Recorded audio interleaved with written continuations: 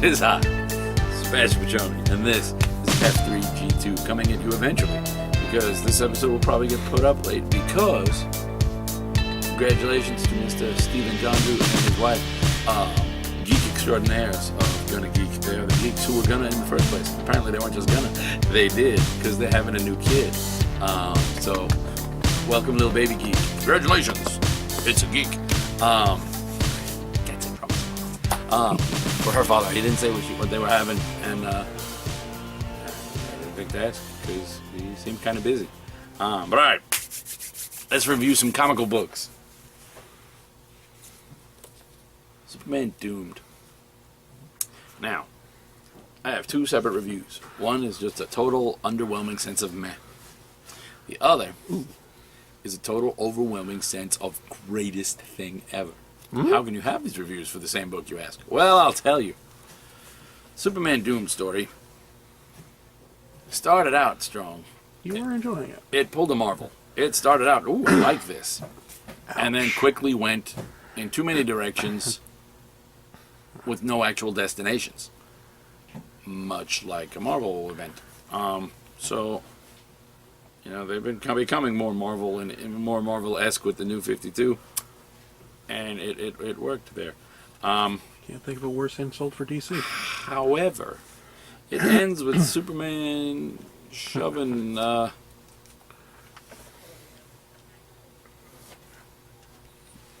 Brainiac into a black hole. Superman himself may or may not get sucked in. We don't know. But within that black hole, there's a page of greatness. Ooh. There's a Superman flying around with his undies on the outside and no ridiculous collar. What's that? There's Ted Kord swinging from underneath the bug, the high-flying bug. What is this? There's disco-era Nightwing leading the new Teen Titans. What? There's the JSA. There's a smiling Shazam. There's that vampire Batman. Here's the Flashpoint Aquaman versus Wonder Woman stuff going on. What the heck is up with that? Here's some old school Legion. OMAC looking not very blue and New 52-y. Harley Quinn dressed right. What? And Plastic Man fighting Nazis with Uncle Sam because Plastic Man. So it says, next, Doomed Aftermath and Action Comics 35, and 5 years from now, Futures End number 22. So, what's going on? Don't know, but has much potential. Made me happier than the rest of the story. What's this? Booster Gold. Now, you already knew I was going to say Booster Gold was great, because it's Booster freaking Gold. But it's better than that. It's not just Booster freaking Gold. It's actually Booster Gold. You just said that. No, I didn't. You're not listening. We get a revisit of that scene where Booster meets older Booster and then they both fade out of existence from Justice League International Annual number 1, which ended the New 52 Justice League International. But it turns out, as Booster mentions, I'm not an older you. I'm an older version of you. From a, how does he phrase it? Where's this beautiful, beautiful phraseology? I'm not the older you. I'm an older version of you. From a place, a universe you've never known. What? Real Booster Gold returns. Because who's the only hero cool enough to survive the New 52, to survive Flashpoint rebooting in the DCU? Booster freaking Gold. Because even a universe reboot underestimates Booster enough to neglect him. Yeah. Looks like these may tie in somehow. What? How is that, you say? Because in that black hole, there's a voice that sounds very reminiscent of old pre-New 52 Brainiac. And in this, there's some stuff that seems potentially Brainiac-esque for who could be behind everything, and that ties into New 52, where we've seen some Brainiac aspect already. So is Brainiac behind hijacking Brother Eye? Maybe. They seem like they'd work well together. But yeah, we get the original Booster meeting the new Booster. Booster sister's in there. Yeah, hey, Gold Star. Booster bounces around to a couple of different Earths, including like the Legion as we remember them. Like an act, look at this. This is like Crisis era Legion. He goes to a world where he goes to Earth 4, which is the Charlton Earth, where it's got Charlton era Silver Sleeve Captain Atom, and he gets knocked by Captain Atom and lands right in front of the high-flying bug and just misses. He fades out right as Ted Kord comes swinging in going, "Who was that?" What? Greatness abounds. So good. So good. Because Booster Gold lets us know somewhere out there. Yeah. Oh shit, all the old stuff still exists. Can we keep it? I hate these collars. We don't know. The Flash gets worse each issue. It is the fastest suck alive. Wow. Didn't think that was possible. I know. It's almost not the future. Damn you, Barry. And while he gets his powers and the ugliest costume ever and may become the Flash instead of Kid Flash, and will, because Barry dies fighting Barry, so he's got to go back and warn Barry about the Barry. Horrible costumes seem to be a trend with all speedsters aside from Barry. It hurts me. Yeah. It hurts me. Superman, Futures End #1. Surprised me by being really good, and by not having Superman. Okay. It's a little bit after, it's like a couple months after Lois outed Shazam as the new Superman, and she comes to talk to him. Now I want your side. Because apparently she did this as a favor to him. What a self-righteous bitch. Yup. But turns out we get a really good story in Shazam coming to terms with the fact that, here's the reasons. He has all these great reasons for why he was being Superman, and some more of the mystery as to why Superman has disappeared to become Das Überdouche, and it turns out maybe he had to save the world, but we don't find out the full details because Shazam don't know. But there's that, and then in the end he gets to. We get a little bit of Black Adam and Shazam versus Parademons. Only to have Black Adam pull a Black Adam, and then Soups has got to come in to the rescue, and it's part of why Shazam feels he owes him. So it was really, really good. Surprised me because I expected it to be really, really mediocre. Harley Quinn #1 was a lot of fun. Probably the least telling as far as the potential Futures End storyline, but it's Palmiotti and Amanda Connor doing a 5 year later. She ends up on an island in a crash. She ends up on an island, and it turns out that the Joker's been hiding out on this island with everyone thinking he's dead. He's got a face again. Because at one point she yells, "I'll rip your face off," and he goes, "Been there, done that." But it's like them and natives, and just little scenes like this just makes it fun. And it was a lot of fun. Again, like I said, probably not the biggest impact on the potential future, but one of the more fun stories. Sinestro. Oh, so good. So good. Oh, so good. This was good. Cullen Bunn writes great villain books. Did I mention this was so good? It's Sinestro starting a new Sinestro Corps. There have to be some color shifts. He's lost his finger and his ring. He's a prisoner. but also in this prison is the keeper of the indigo flame, the little old guy, Natromo.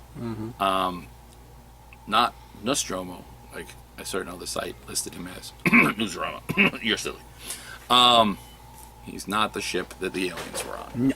He's Nostromo. Anywho, they devise a way to break out, and it turns out, in the future, his core has been wiped out. So he wants to bring back his core. He says, and willpower. I can use that to make people fear me. The rage. I can use that to make people fear me. I can use any color to make people fear me. But there's only one color that's going to bring back my core. Sinestro. The new Sinestro core is a Black Lantern core. He puts on a black ring and brings back the zombie versions of all of his lanterns, which makes him a weird kind of creepier parallel to Larfleeze's, where he kills people with his orange ring and then makes versions of them. He makes constructions of them because his ring must constantly be running out. But whatever. Red Lantern's #1. So amazing that I am so sad because Charles Soule leaving just some of the stuff to get from here, from where this book is now to this potential 5-year future, can never happen the way it's supposed to, because really you need Charles Soule to drive that truck. But yeah, there's only two Red Lanterns left in the future. One is Bleeze, and the other is what the hell's his name? The other guy from Earth. Rancor? Yeah, Rancor, who now calls himself Red King Jack. What? And he's gone nuts with rage and evil. But Blue Lantern Guy Gardner is out to... That kid has a piercing voice. Blue Lantern Guy Gardner has teamed up with Bleeze to try and end the Red Lanterns forever by every time they find someone with a red lantern, he heals them using the power of the blue, and she takes on the ring, because all the other rings are in like a chainmail thing that Rancor is wearing, and ultimately the two of them have to fight, and only Guy knows how it ends, and he explains a bit more about the blues, and it's really, really good and so well written, and like all character but with like cosmic level things going on. G.I. Zombie, so great. This book is so, and again, it's Palmiotti and Gray. So we had Palmiotti and Connor, Palmiotti and Gray. Just one of the most fun and enjoyable reads of the Future's End tie-ins, but probably the least tie-in. Another one of the least tie-in-y tie-ins. There's a zombie outbreak about to hit Gotham, and really the only one who can change it are a last-ditch team of military specialists and scientists on a battleship, and G.I. Zombie. His partner has been zombified, and they test the cure on her, and then somewhere along the way they're attacked, and they've got a cure that works, but their dispersal unit is destroyed, and they now have to figure out how to get this thing over before it becomes Gotham's Walking Dead. And it was really, really good, and I can't tell you enough how much I love this title.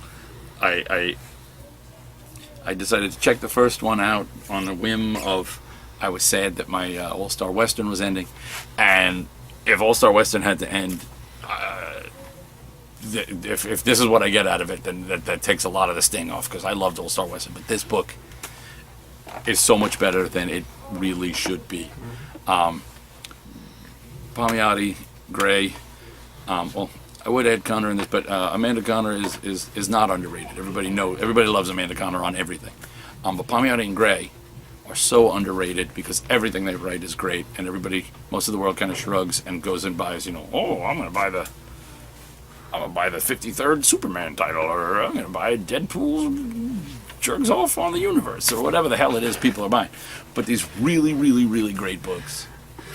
I've heard great things about that, but I don't read it. Think about what you just said. Think about what you just said. Aquaman and the Others was good. It creates the other, which means everybody has to sacrifice their toys, which makes me sad because I don't want a 5-year future that will have no prisoner of war, because prisoner of war is my boy. Futures End number 21 was a good issue of Futures End. What?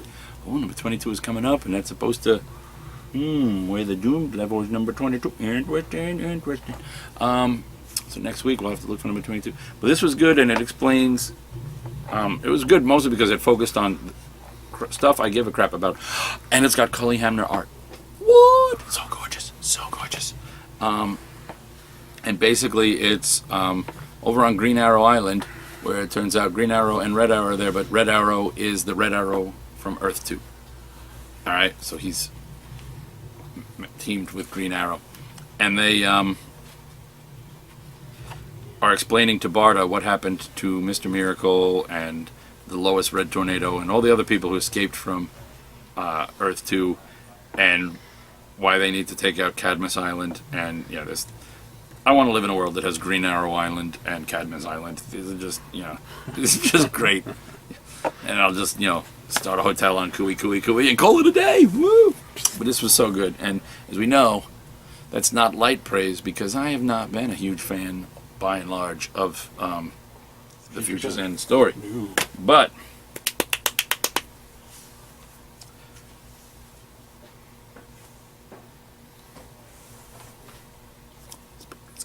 this book is so good. Batman Eternal number 25. I'm loving Batman Eternal. The family comes together. Batman continues to sort of bond with Penny 2, Alfred's little girl. We get some great Red Robin, and she will be Bluebird, but for the moment she's just Harper Row. Batman figures out Bard's a douche. Batman, he's trying to go toe to toe with Hush, and Hush is like, I already beat you. By the time you figured it out, I already won. So that's a problem. And then we get some good Tim and Jason moments. So it's just good. It's good. It's good. It's good. Also, it's good. Is it good? It's good.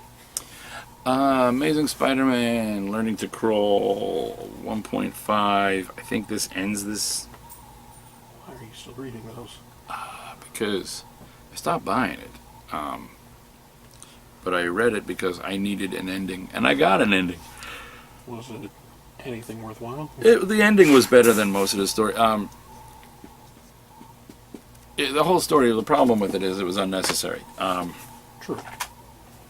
They expanded and added a little story to explain why Peter...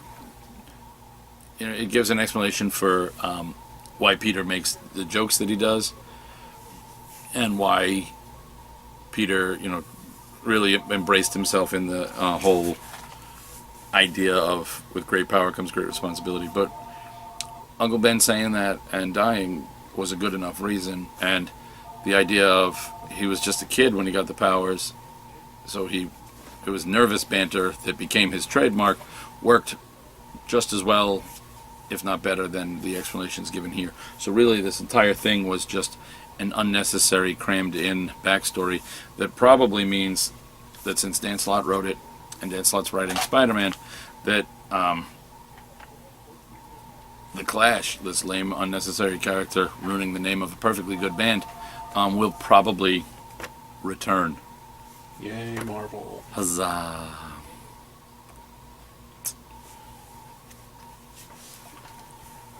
Cyclops. The girl on this cover only looks vaguely like the girl on the inside. This looks like a powerful Nubian warrior. And on the inside, she's a kind of baby blue, nervous little girl. But whatevs. It's really all about honor. It was a good story, despite misleading cover appearances. Then again, the Cyclops on this cover doesn't look like young kid Cyclops so much as how old do they say he is? It doesn't look like 16-year-old Cyclops. That looks like 27-year-old Cyclops. So I mean, it's gorgeous, but misleading. But anyway, story really, really good. You get some great characterization, and it's nice to see Scott not be a dick because, well, Slim was always kind of a dick, but lately in the Marvel Universe, he's been even more so. So it's nice to see them ease up on him. Ghost Rider number 7, new Ghost Rider. You finally get it. Ends with the meeting. Johnny Blaze has caught up. Eli, the if not demon, the ghostly force possessing our boy. It's taking a little bit of advantage here of Robbie Reyes. Still good. This is still such a great read.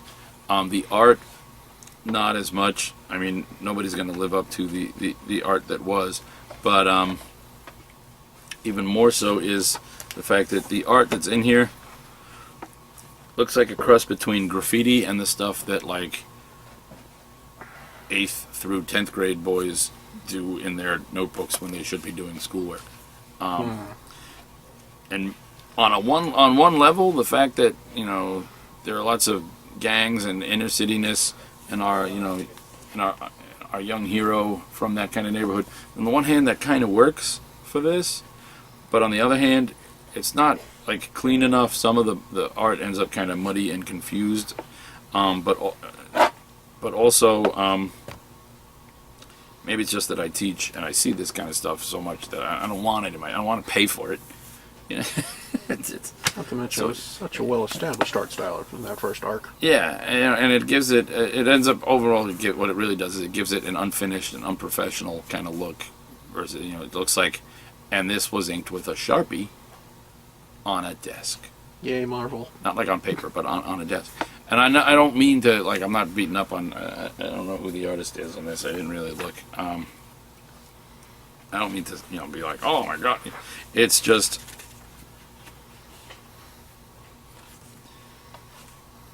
penciler is Damian Scott, and inker is Robert Campanella. And,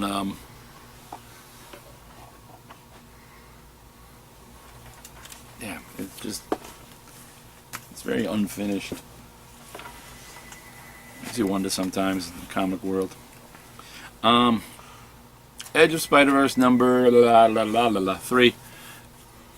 I really liked the first two. This one was kind of okay. There's this guy. He's a scientist. He's not any version of Peter Parker. He's his own guy. He's got kind of armor that's run by a sentient little spider that he has in it that gives him his abilities and stuff. And he fights these guys, and then eventually he meets one of the hunters from our main story. But we don't get. No one jumps into his rescue. We don't see him die, but we don't get the usual. And here's Superior Spidey and his alternates coming in for a save. So I'm not sure. Rachel Rising number 28, always awesome, dark, creepy, beautifully drawn, funny, and then funny in a you're going to hell for laughing kind of way. So that's always a great read. Fun. Sixth Gun. Read The Sixth Gun. Cullen Bunn at his best. Cullen Bunn, Brian Hurt, so freaking good. Just read this. Go buy the trades now and tell me when you catch it. What are they up to now? A lot. Well, the issue number is 43. Trade-wise? Trade-wise, I think trade number 6 is out. Sounds about right. 6 or 7. I know there's one just came out. Saga 23. Yeah! Shit gets bad. Yeah, because it was all sparkles and kittens lately. No, but I mean, even by their standards, they're already in trouble. Marco almost has an affair. Isabel talks reason to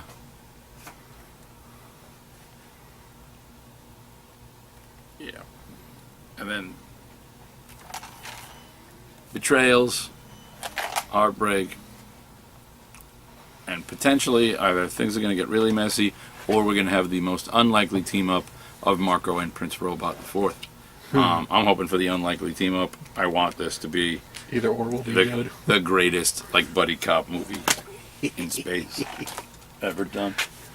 New Warriors number 10, really good. Character falls. Doesn't just fall, becomes ashes. Kind of hard to get up from that usually. Yeah, it's well, unless there's a strong wind. Team takes on the High Evolutionary and his evolutionaries, but they win sort of. But then, oh crap, the Eternals show up and nobody's sure whose side they're on. So Marvel has managed to sneak the Inhumans into the center spotlight and bring back the Eternals. What's going on with it? It's like, and it's C-lister day in Marvel Universe. But this was really good. There's only 2 issues left. I'm sad. You didn't buy enough of this. You failed me, Internet. You failed me when I needed you most.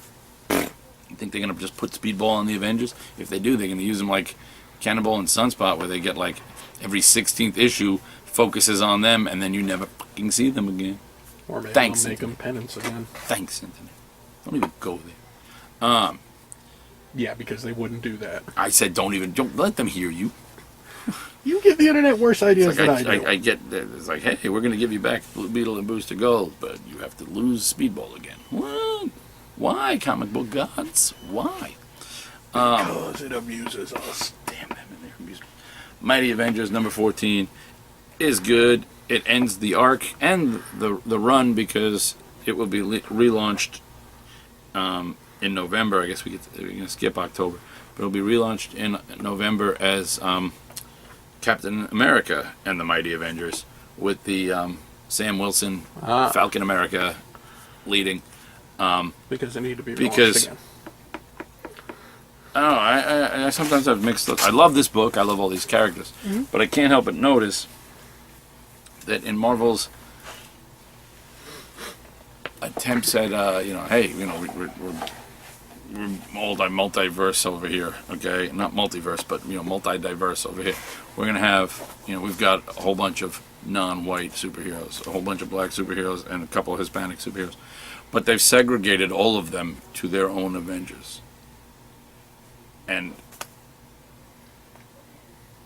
I can never tell if this is an enlightened thing of look, there's a whole team of black, or is it a Separate but equal. Captain America, blonde hair, blue eyes, and Thor's blonde hair, blue eyes, and Iron Man, the billionaire white guy, are all over here. And they're like, oh, what? Okay, you're not going to be Cap anymore? Sam, you're going to be Cap? Yeah, you have to join those Avengers over there. Yeah. The back of the Quinjet. It just sometimes seems it's not so much a step forward or a step back as a lateral step. As hey, we got them all over here. So just put them on the team. Put them over here. Although that said, this is a great book, and I love everything about it. And I'd be heartbroken if they, messed with it. But come on, if Wolverine can be on 6 teams, you can have At the same time. Cap, Thor, and Spidey were on like Avengers and New Avengers and Secret Avengers. Then you can have these guys be on the Mighty Avengers team and still, we're going into space. We're going to bring, Blue Marvel and, we'll bring Blue Marvel and Spectrum is what Monica Rambeau is calling us. We're going to bring them with us. They're big guns. You can still have, the interspersed, but no, they're really kind of a self-contained Avenger. Magneto number 10. Magneto versus the Red Skull. And it's mostly Magneto going into his own head. And not a lot of happy memories in the Magneto head. Really, really good, though. Continues to be awesome. Outcast number 4. This is really good. This whole book on exorcism and the angst of human existence, just really, really well done. Kirkman stuff. Can't knock it. Low number 3. Lots of sex. Because, Awesome. you know, it's low, so everybody goes down. Brum, bum, bum, ching. Really? Couldn't help yourself? There are outfits in this that if I were going scuba diving with my mother, this is not the outfit I would want her to wear while I'm in the outfit I'm in. But hey, it's the future. Hang-ups can be different things. Gorgeous book. Really good story. It's a post-apocalyptic society living underwater.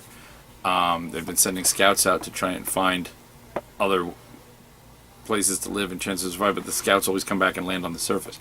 No humans have been on the surface in like hundreds of years. So our main lead and her son are going to the surface. They're officially headed up in this issue to find, you know, they're going to be the first people on the surface in forever. And if they find it, great. If not, the society is okay without them, is basically the feel. Aliens, Fire and Stone, #1. It was really good. I didn't read the Prometheus one because I hated the Prometheus movie. I know that many people loved it. Okay, I didn't. This is really, really good. Very kind of moody and perfect for this book art. It's like very stylized and yet very, very realistic at the same time. The aliens look great. The people look great. If you're an Alien fan, there you go.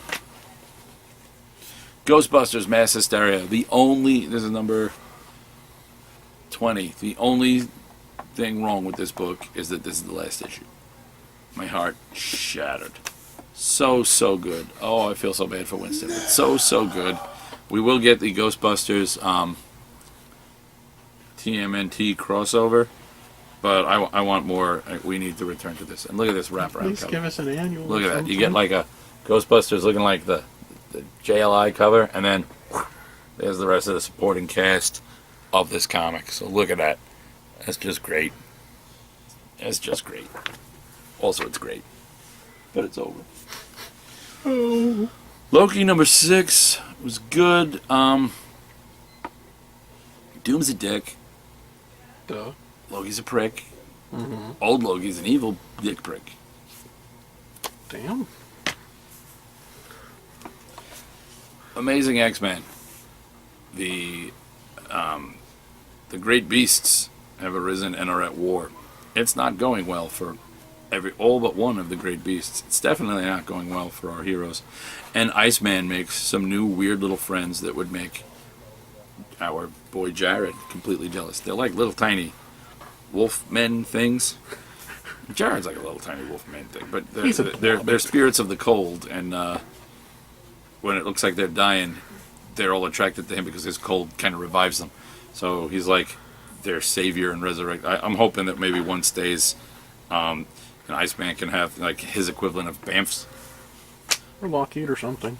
Yeah, you know, every X-Men should have a weird, non-human compatriot. Harbinger Omegas. Harada's been outed. But it doesn't matter, the world doesn't stand a chance against Harada. Only Stanchek does, and he's a bit... He's soul-crushed, is what he is. He's not... His head's not in the game, and his heart's not in the fight, so we'll see. We'll see where that goes. Alien Legion, Uncivil War.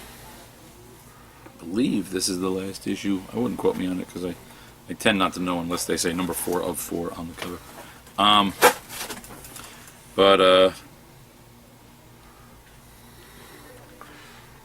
It's the original Alien Legion. If you liked old Alien Legion, you like this. If you don't like it, check it out and see what you've been missing. There's not much else to say there. Continuing the What Happened to Richard Rider Nova story. Oh, finally. Shit got real in that Cancerverse. And I'm like this reading it. I'm like at the edge of my seat. It's really good. Really good. Inhuman, number 6. Never thought I would read this many issues of a book called Inhuman about the Inhumans that introduced new Inhumans that aren't even the Inhumans that I knew all of this time. But guess what? 2 words. Charles Soule. It's freaking amazing. I like Dante. I like is her name Naja?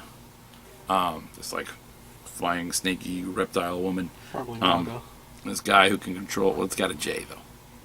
So, because in my head I want to say Naga, but Naja.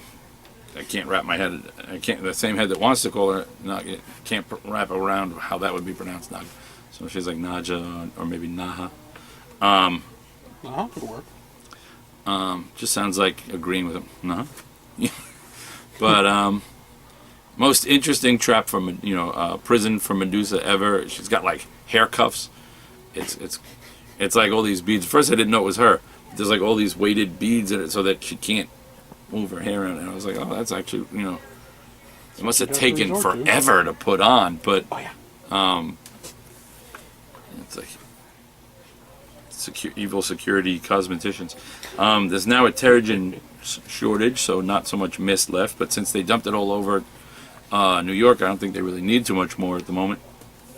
Really well done. I'm liking that. Let's do this first. Let's do Red Sonja number 12.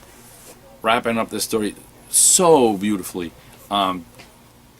It's Gail Simone. You know I love Gail Simone. You should all love Gail Simone. So it's so well done. But this story where she's been gathering these people for this emperor who he told her, if you can get me these great artisans, I will free a city full of 1,000 slaves or whatever. But he's full of crap. He plans very well on having the slaves buried with him, as well as the artisan friends, and he has and Sonja. So Sonja doesn't deal well with betrayals. There is also a great moment where one of the artisans she has to get is like the world's greatest dancer, who wants to be rescued by a powerful warrior. So she's carrying him over her shoulder, thinking to herself, giant snakes. I used to fight giant snakes sometimes, and this is what I've come to. And I was like, because there's that classic image of Red Sonja versus the giant snake, and it made me laugh more than I should have out loud. And within this issue, Red Sonja finally gets two things: a bath and a happy ending. And when I say a happy ending, she gets it in multiple senses of the word. Go Sonja, it's your birthday. All right, now. Storm number 3. I don't believe I reviewed Storm number 1 and 2. I don't believe I reviewed them because apparently these two have been sitting at work in my desk. I completely forgot I even had them. This series is one of the best written comics Marvel has right now. There's nothing bad to say about it. The art is great. The stories are great. The characterization is perfect.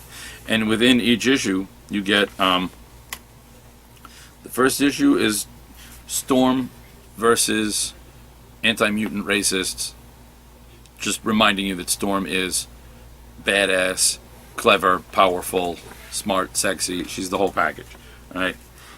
Issue number 2, you get the return of Callisto, on and off Storm begrudging buddy to lackey to co-worker to rival with the Morlocks, but Callisto is now helping. She's got like a Morlock-esque society going on underground, but it's for women who wanted to disappear, women who were getting out of bad situations or, really just bad situations. And Storm comes in thinking she's coming to the rescue and finds out it's more complicated than that. So well done. And then this one, Forge. And they go over their complicated, we were in love, but that was before you revealed to me that you were the guy who stole who took my powers. And then I had to hate you for a while, and then we were kind of okay again, and then we were, way on the outs, and now, you're back. And also the idea of, this is the best handling, who writes this? It's Greg Pak.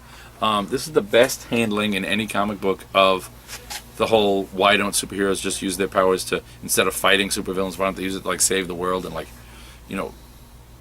she can change the weather. Why not just turn desert in Africa, where she's from, to lush green land and whatever. And she talks about how there's consequences to messing with the weather, and you change the weather here for a week, you cause a different weather somewhere else for a week, and you're just destroying one place as you save another.